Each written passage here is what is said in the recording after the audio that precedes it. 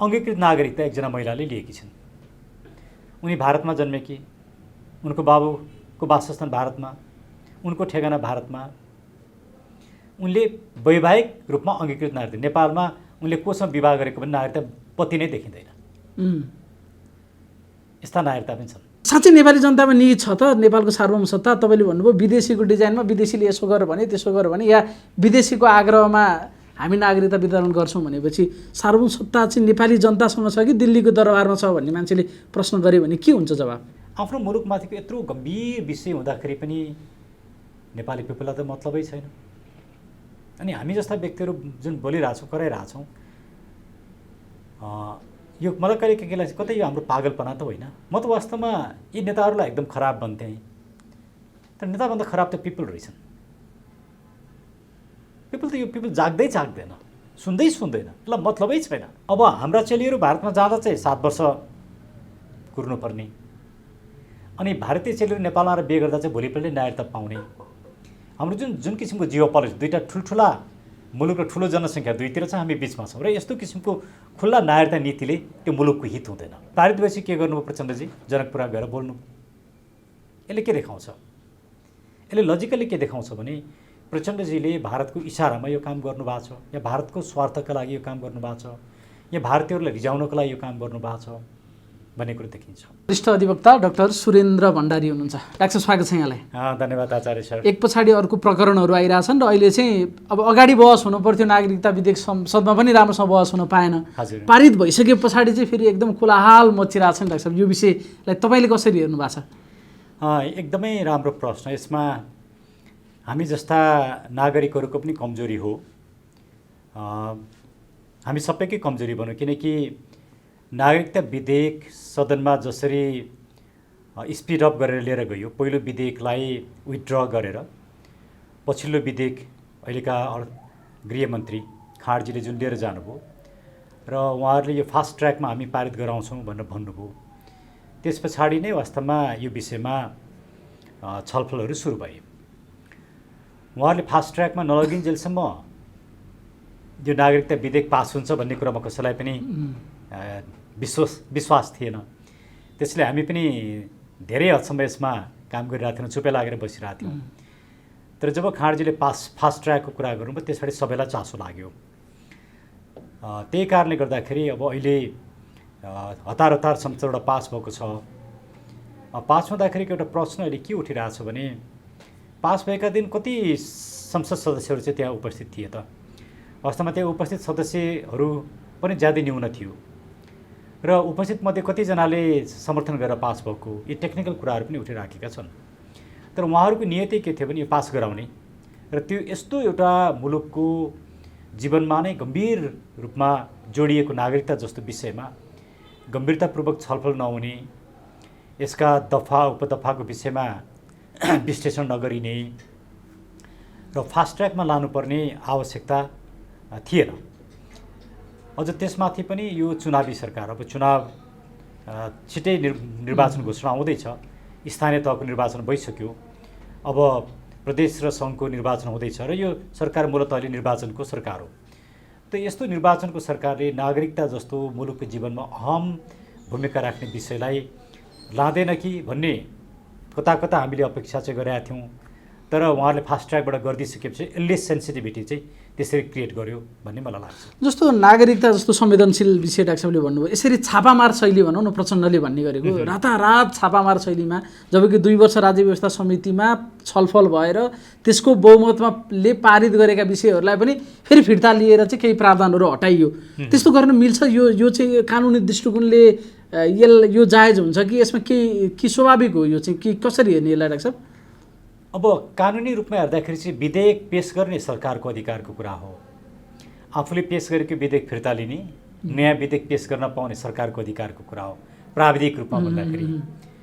तर नागरिकता जस्तो विधेयक प्राविधिक कुरो मात्रै नभएर त्यसमा लेखिएको कन्टेन्ट के छ, त्यसले गर्न खोजेको उद्देश्य के हो, त्यो महत्त्वपूर्ण हुन्छ।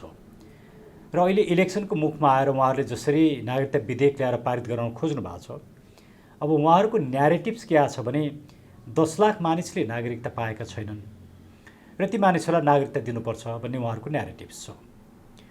अब त्यो 10 लाख मानिसको डेटा चाहिँ कसरी तयार भयो त? को हुन् ती मानिसहरू, कुन अवस्थाका मान्छे रहेछन् र उनीहरूले नागरिकता पाएनन्, त्यसको फेरि डेटा उहाँहरूसँग छैन।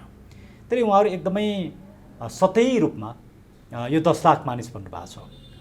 प्रब्लम कहाँनिर छ हजुरको भने नेपालको कन्टेक्स्टमा 2032 सालदेखि 2063 सालसम्म विभिन्न नागरिकता टोली बनाएर नागरिकता बाँडियो। यसरी नागरिकता बाँड्दा 1 करोड 5 लाख मानिसलाई नागरिकता टोलीले नागरिकता बाँडेको छ। अब अहिले उहाँहरूले यो नागरिकता ऐन 2063 मा संशोधन गरिसके पछाडि फेरि नागरिकता टोली बनाएर चुनावको मुखमा नागरिकता बाँड्ने र आफ्नो मतदाता बढाउने। हामीले नागरिकता दिएका हौँ, त्यसैले यिनीहरूले हामीलाई नै भोट दिन्छन् र हामी चुनाव जित्छौँ। 10 लाख मतदाता बढ्नु भनेको धेरै ठुलो मतदाता बढ्नु हो र त्यो एउटा राजनीतिक उद्देश्यका साथ उहाँहरूले यो काम गरिरहनु भएको छ। नागरिकता जस्तो विषय चुनाव जित्ने हार्ने सत्तामा जाने नजाने विषय होइन, यो भनेको मुलुकको विषय हो। भोलि वास्तविक नेपालीहरू चाहिँ अल्पमतमा पर्ने र विदेशीहरू चाहिँ बहुमतमा पर्ने अवस्था आयो भने त्यो बेलामा नेपालको भूभाग त रहला तर नेपाल र नेपाली चाहिँ रहँदैन। त्यसले नागरिकता जस्तो सेन्सिटिभ विषयमा जति हल्का फुल्का रूपमा जुन किसिमको एउटा गम्भीरता देखाउनु पर्थ्यो, छलफल हुन्थ्यो, यो सब नगरिकन यहाँले भने जस्तै वास्तवमै छापामार शैली उपयुक्तै शब्द होला, जुन फास्ट ट्र्याकमा उहाँहरूले जानुभयो त्यो ज्यादै अनुपयुक्त छ। जस्तो तपाईँहरूले पटक पटक भन्नुभएको छ कि विदेशी चाहिँ बढी हुने र नेपालीहरू जो ओरिजिनल नेपालीहरू आदिवासी पहिलादेखि बसेकाहरू छन् पुर्खौँदेखि, उनीहरू चाहिँ कमजोर हुने अवस्था आउन सक्छ भन्नुभएको छ।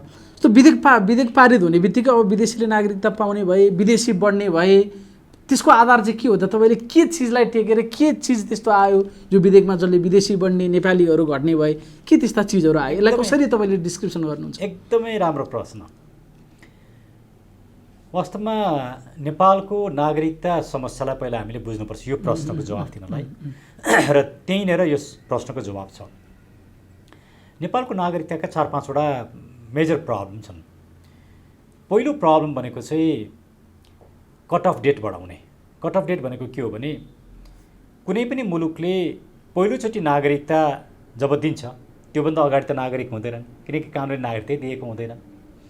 हाम्रो सन्दर्भमा 2009 सालमा पहिलोचोटि नागरिकता ऐन आयो र नागरिकता ऐन आएपछि हामीले नागरिकता दिन थाल्यौँ। 2009 सालभन्दा अगाडि कोही पनि यहाँ नागरिक थिएनन्। त्यसैले जब हामीले 2009 सालमा के गर्नु पर्थ्यो भने त्यो बेलासम्म नेपालमा बसोबास गरेका र जन्मेका व्यक्तिले नेपालका नागरिक हुनेछन्। त्यसबाट नेपाली नागरिकका सन्तान त त्यसै पनि नागरिक भएछन् सो त। र जन्म र बसोबासका आधारमा नागरिकता पाउने कुरोलाई चाहिँ 2009 सालमै कट अफ डेट बनाउनु पर्थ्यो। त्योभन्दा पछाडि त नागरिकका सन्तान त स्वतः पाइहाल्छन्। तर 2009 सालको संविधानले त्यो गरेन, किनकि 2009 सालको नागरिकता होइन, त्यो कुन कन्टेक्स्टमा आयो भने 2007 सालको परिवर्तन पछाडि। 2007 सालको परिवर्तनमा हामी सबैलाई थाहा छ कि भारतको ठुलो भूमिका थियो र उनीहरू नेपालमा खुल्ला किसिमको नागरिकता पोलिसी होस् भन्ने चाहन्थे। वास्तवमा त्यो नागरिकता ऐन कसले ड्राफ्ट गर्यो मलाई थाहा छैन, यसका ड्राफ्टहरू हामीले खोज्नै पर्नेछ। तर काहीँ न काहीँ त्यो इन्डियन इन्फ्लुएन्स नभइकन यति लचिलो नागरिकता ऐन बनेको छैन। तर यो कमजोरी त्यहाँ मात्रै सीमित रहेन। 2019 सालको संविधानले पनि ठ्याक्कै त्यही प्रावधान राख्यो। 2063 सालको संविधान यहाँ महत्त्वपूर्ण छ, तर त्योभन्दा अगाडि 2047 सालको संविधानले पनि कट अफ डेट बढाएर 2046 सालसम्म पुर्यायो। 2019 सालको संविधानले खुल्ला राख्यो, कुनै कट अफ डेट नै छैन। 2047 सालको संविधानले जन्म र बसोबासको आधारको कट अफ डेट 2046 साल चैत मसान्तलाई बनायो। अब यसको अर्थ के भयो भने 9 सालदेखि 46 सालसम्म कुनै विदेशीले आएर नेपालमा नागरिकता लिएको रहेछ भने त्यसका सन्तानले पनि अब नागरिकता पाउने भए। यस्तो एउटा सहज वातावरण बनाइयो। म यहाँलाई भनौँ, म अहिले त्यो देखाउने काम त नगरौँ, तर मसँग केही नागरिकताका कुराहरू छन्। एउटा कस्तो छ भने अङ्गीकृत नागरिकता एकजना महिलाले लिएकी छिन्। उनी भारतमा जन्मेकी, उनको बाबुको वासस्थान भारतमा, उनको ठेगाना भारतमा, उनले वैवाहिक रूपमा अङ्गीकृत नागरिक। नेपालमा उनले कोसँग विवाह गरेको पनि नागरिकता पति नै देखिँदैन। यस्ता नागरिकता पनि छन्। यसले के देखाउँछ भने हाम्रो मुलुकमा सहज रूपमा हामीले नागरिकता दिने काम गऱ्यौँ।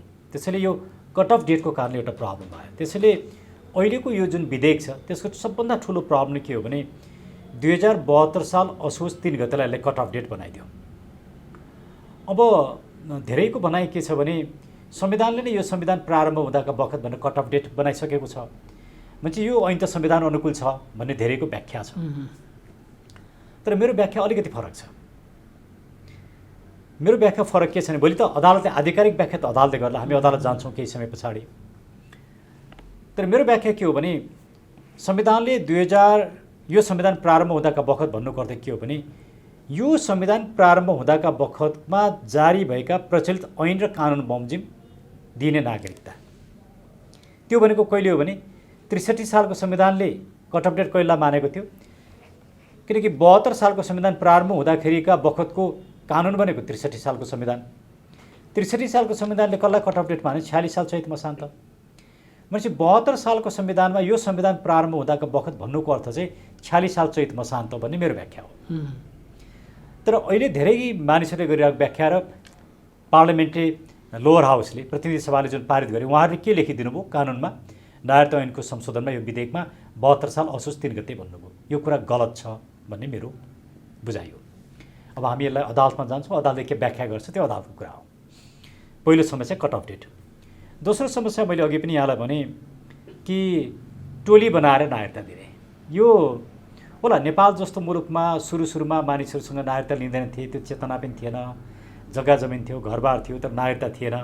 त्यसले समस्या भएको बेलामा दूरदराजमा टोली बनाएर 32 साल 34 सालतिर नागरिकता दिने कुरा ठिकै थियो होला। तर अहिलेको जमानामा, अहिलेको यो समयमा टोली बनाएर नागरिकता दिने 62-63 मा हामीले जुन टोली बनाएर नागरिकता दियौँ, गभर्मेन्टको डेटामा नै 28 लाख मानिसले पाए भन्ने छ। अब बाहिर आएका डेटाहरूमा 54 लाखले पाए भन्ने छ। अब के सत्य हो? तर यो डेटामा त धेरै ठुलो अन्तर पर्छ 28 लाख र 54 लाखमा। त्यस पछाडि हामीले नेपालमा के देख्यौँ भने जग्गा जमिनको भाउ त त्यस पछाडि बढेको। किन बढ्यो भने धेरै ठुलो सङ्ख्यामा नागरिकहरू आए।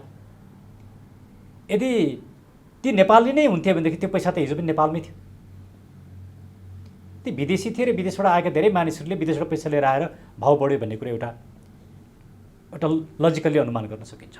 तर नेपालीले पाउँदै पाएन भने सबै विदेशीले पाए भन्ने होइन, छानबिन हुन जरुरी छ। यसले के देखाउँछ भने अहिलेसम्म 1 करोड 5 लाख मानिसले टोलीबाट जुन नागरिकता पायो यो आफैमा एउटा गलत प्रक्रिया हो। नागरिकता जस्तो कुरा चाहिँ प्रक्रियागत रूपमा नै जसलाई सिडिओ कार्यालयले नागरिकता दिने कानुनले व्यवस्था गरेको छ, नागरिकता ऐनको दफा 9 मा त्यो कुरा छ, त्यही नियमित प्रक्रियाबाट नागरिकता दिनुपर्छ। अनि दोस्रो समस्या यसको सम्बोधन नगरिकन नागरिकताको समस्या समाधान हुँदैन। अब अहिले यो विधेयक ल्याउनु पछाडिको उद्देश्य पनि के हो भने टोली बनाउने नै उद्देश्य हो। त्यसले यो गलत छ। तेस्रो समस्या कहाँ छ भने अङ्गीकृत नागरिकता। खास गरी अङ्गीकृत नागरिकता सवाल कस्तो पेचिदो छ भने खुल्ला बोर्डरको कारणले भारतीय चेलीहरूलाई बिहे गर्ने, नेपाली चेलीहरू भारतमा बिहे गर्ने एउटा प्रचलन छ। अहिले त त्यति मात्रै होइन, गल्फतिर पनि बिहे हुन थालेको छ, युरोप अमेरिकातिर पनि बिहे हुन्छ, सार्क अरू कन्ट्रिजमा छ, चाइनिजहरूसँग पनि छ, चाइनिजहरू पनि आछन्। अब यो कन्टेक्स्टमा हामीले विवाह गरेर नेपालमा आएको महिलाले नागरिकता पाउने, जुन अङ्गीकृत नागरिकता पाउने छ, हाम्रो कानुनले के गरिदियो भने बिहे आज भयो भोलि नै उसले नागरिकता पाउनको लागि फेसिलिटेट गरिदियो, सजिलो बनाइदियो। जबकि हामीले अरू सार्क कन्ट्रिजकै मुलुकलाई हेऱ्यौँ भने पनि सर्टेन नम्बर अफ इयर्स 5 वर्ष 7 वर्ष, भारतलाई हेर्ने भने 7 वर्ष नबसिकन नागरिकता प्रक्रिया सुरु गर्न पाइँदैन। पाउने कुरा प्रक्रिया सुरु गर्नलाई, त्यो प्रक्रिया सुरु चाहिँ कहिले पाइन्छ त्यो आफ्नो ठाउँमा छ।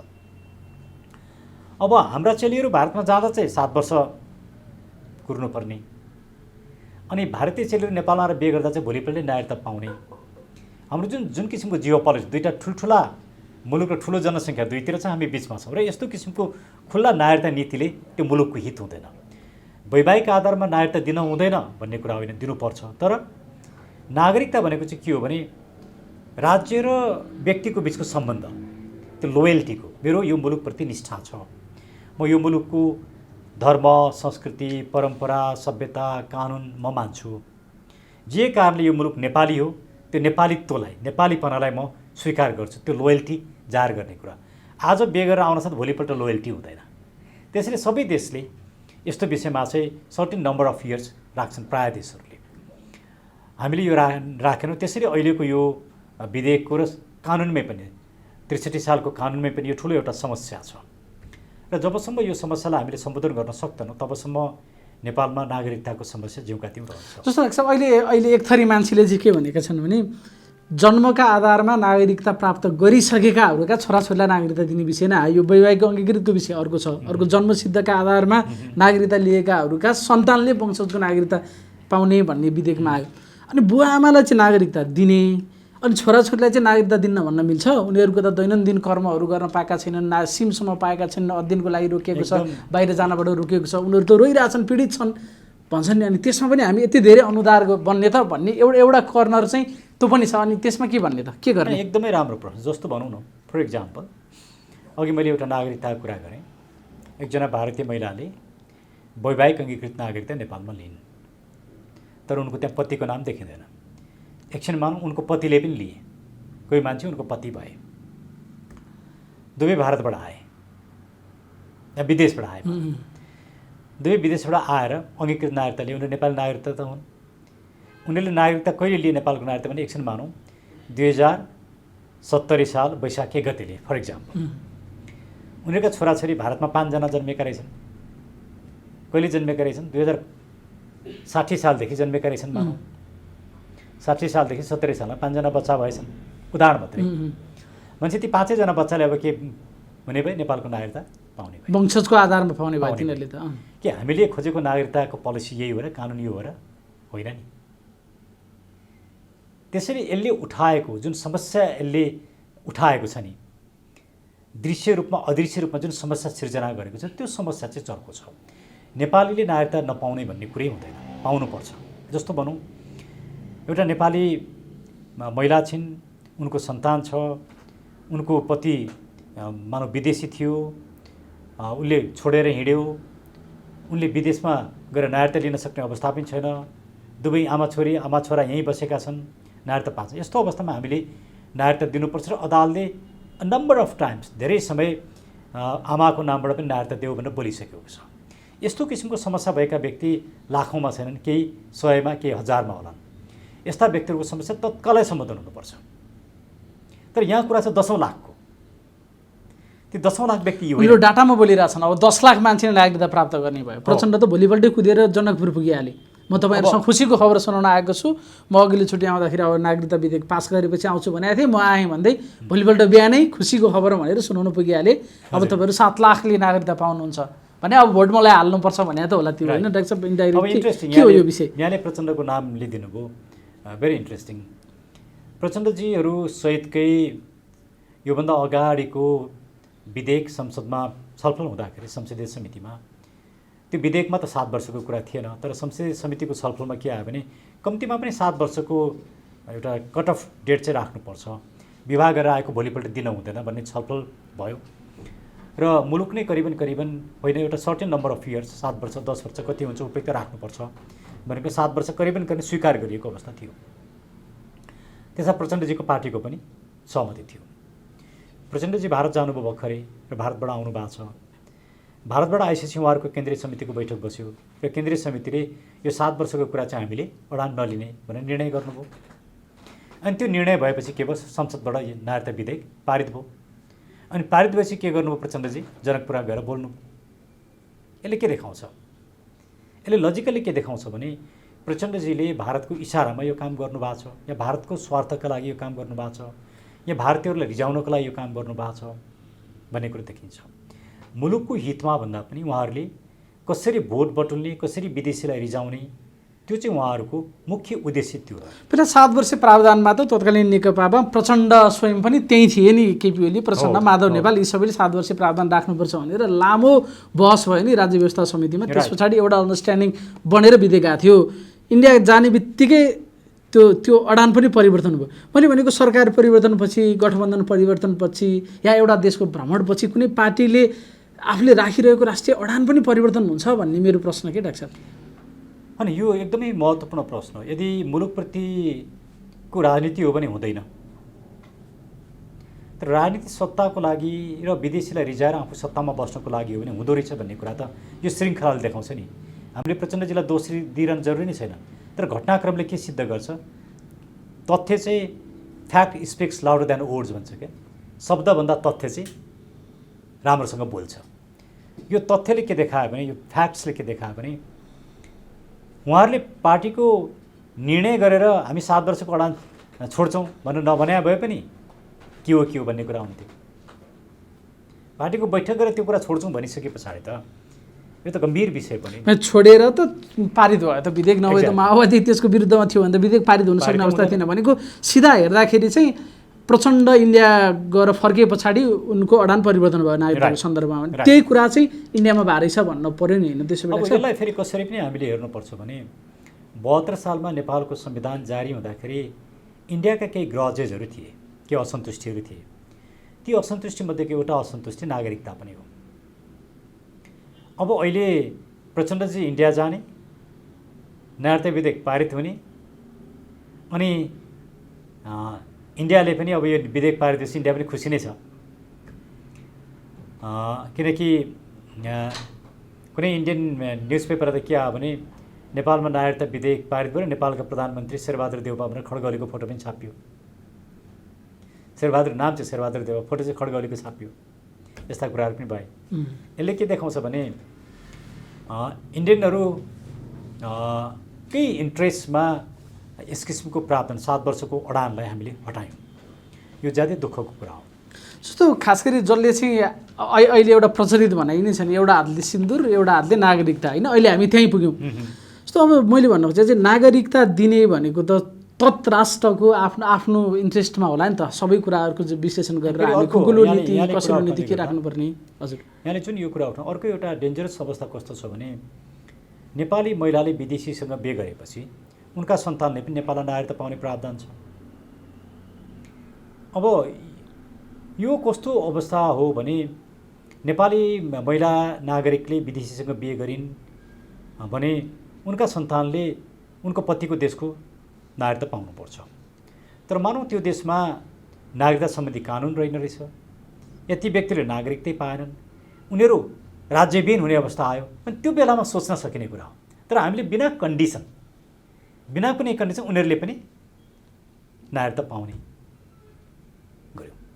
यी कुराले के देखाउँछन्, यो हाम्रो सिङ्गो नागरिकता सम्बन्धी जुन ऐन कानुन संविधान छ नि, यो सिङ्गो कुरामा हामीले एकचोटि मुलुकलाई केन्द्रबिन्दुमा राखेर विचार विमर्श छलफल अध्ययन अनुसन्धान गरेर मात्रै निष्कर्षमा पुग्नुपर्ने गम्भीर महत्त्वको विषय हो। त्यति यति धेरै खुकुलो चाहिँ हामी किन भयौँ भनेको, जस्तो त्यही भारत जो हाम्रोभन्दा कयौँ गुणा ठुलो जनसङ्ख्या छ, भूगोल छ, उसले चाहिँ एकदमै टाइट गर्छ, जबकि हामी छेउमा दुईतिर ठुला ठुला देशका बिचमा सानो देश छौँ। अझै बढी नागरिकताका सन्दर्भमा बढी चाहिँ कठोर हामी बढ्न पर्थ्यो होला नि सामान्य हिसाबमा हेर्दाखेरि।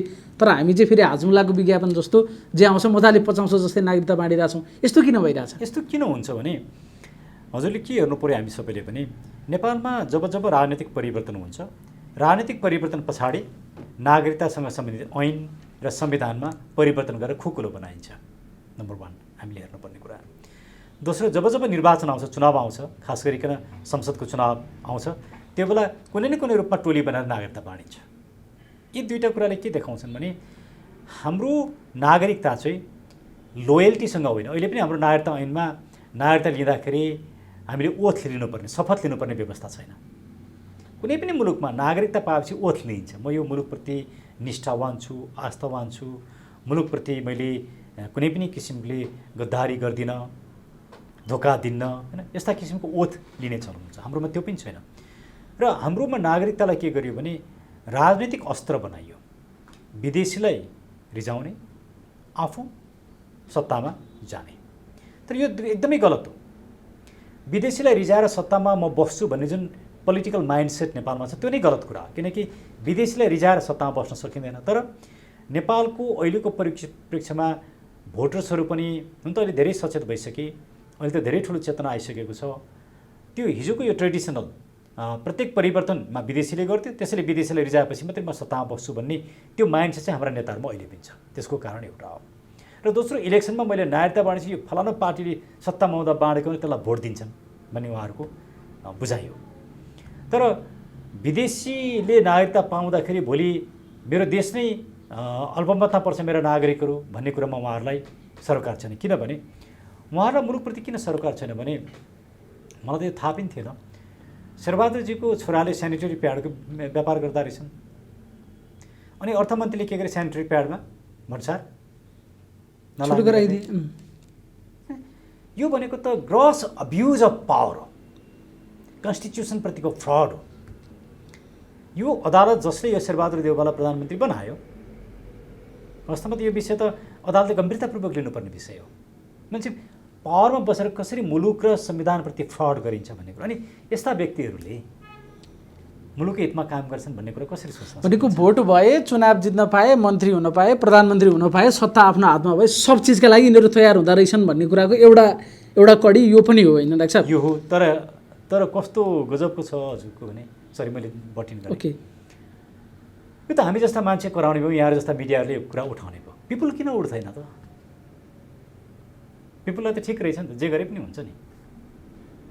नागरिकता विधेयकको बारेमा त्यहाँ मैतीगर मण्डलमा गएर बोल्ने त 3 जना 5 जना 10 जना 20 जना देखिन्छन्, कोही आउँदैन।